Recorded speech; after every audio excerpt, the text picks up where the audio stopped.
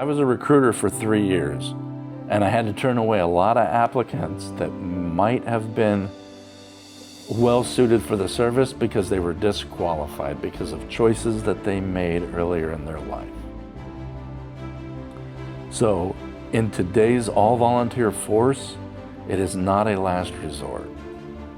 It is, you want to be qualified so that it can be an option. Because if you think it's a last resort and then you use it like that, and then you find out that now you're not qualified, your last resort was never an option, that is not a good place to be in.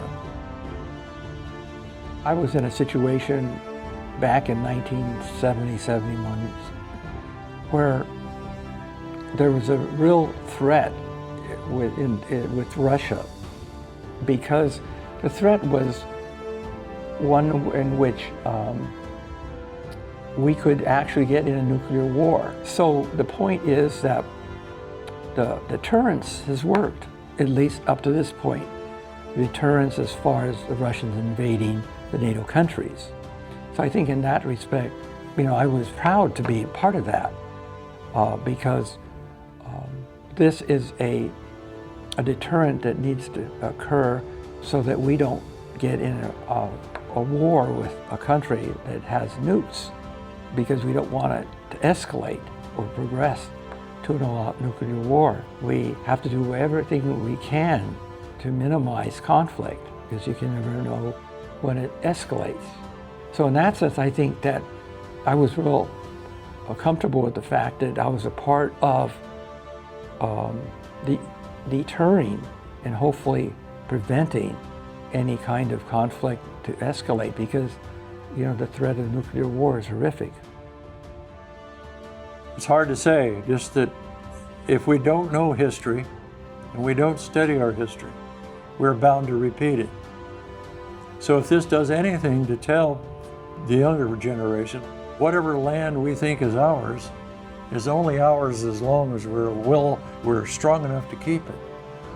If you look at the maps of the world, there's been so many changes of ownership on land over the centuries that we're only here as long as we're strong enough to keep it.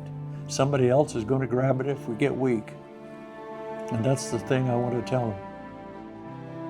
Just be disciplined. Just start something and finish it, And it's the same thing I told my grandkid. Just finish it. Start something and finish it, unless you have something good to replace it with. If you go into the service with the wrong motive as an escape hatch, it won't work, because Marine Corps will not be an escape hatch for you.